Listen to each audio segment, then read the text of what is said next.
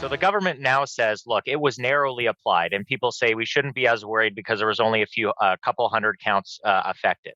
The challenge is the order itself was written incredibly broad. It could have been interpreted that anyone who donated even as little as $20 could have been caught up in this. So the fact that the government actually narrowly applied it doesn't make it seem any better, because depending on the government of the stripe in a future day could use it in a very nefarious way or potentially malicious way. So that doesn't give me much comfort that in fact the government narrowly applied it. I maybe give them a little bit of credit for that, but at the time there was a significant uncertainty, and as Peter mentioned, the government was misleading people about the process it was using. It said the banks had full discretion on whether to freeze an account or not. However, all of the banks and credit unions that testified to Finance Committee, they said they were under a legal obligation to freeze an account when provided with evidence from the authorities. Adam, I'm going to stick with you because you were at the Finance Committee. I gather you're the Deputy Finance Critic for the Conservative Opposition. So tell us what happened at the Commons Finance Committee when reviewing the Emergencies Act.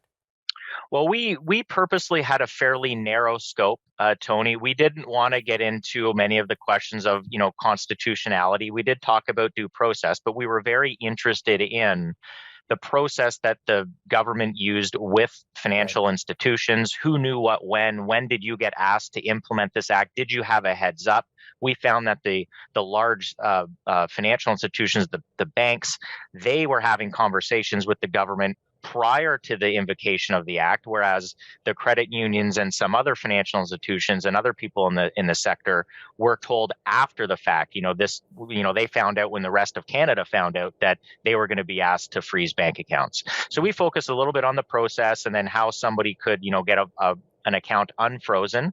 But partway through our study, of course, the act was only in effect for a short period of time. So we then turned quickly to a little bit of a post facto review of what occurred. Peter Shawn Taylor, come back to you a little bit. What do you see, and I know you've written about this, what do you see as the dangers with a banking sector that is beholden to the federal government with this invocation?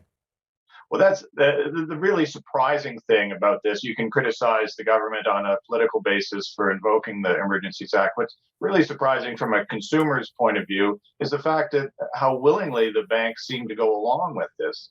Very little pushback at the time.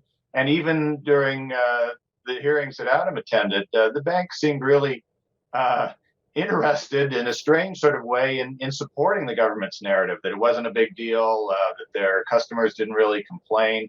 A big difference between the banks and the credit unions when they appeared over, how their customers reacted. The Credit Union Association president was pretty clear that her customers were quite perturbed about this process, and some people were taking out hundreds of thousands, in a few cases millions of dollars, because they had no idea, when is the government going to come for my account? So a strange kind of behavior on the part of the banks to acquiesce to this. Where was we're now finding out constitutionally it was quite shaky. If the banks had prior knowledge, why didn't they push back a little bit? Why didn't they demand a stronger legal foundation? One of the most surprising things I found from listening to the committee hearings that Adam sat in on was there was no written instructions. One of the finance department bureaucrats said, they could phone if they had any questions and we'd explain it to them. But not providing clear written directions is also a very strange thing that I would think a bank would question. And keep in mind, the bank's basic business model is safeguarding other people's money. And what happened during the Emergencies Act? Well, they allowed that money that they were safeguarding for other people to be frozen by the government. And they never seemed to object to that. They just acted like this was the normal course of action. And I find that quite disappointing. And I suspect quite a few bank customers also found it disappointing. Yeah, we've got about 30 seconds to the break. Peter, do you know of customers who were upset by this? Adam had a few stories there. Is it the same for you in terms of your? I don't have any personal anecdotes, but I do know that what I mentioned about the credit unions, that if people were taking out millions of dollars from a credit union. I don't think that credit union customers and bank customers are really all that different. I suspect that the bank customers were just as perturbed as just the banks chose not to mention it during the committee hearings or publicly.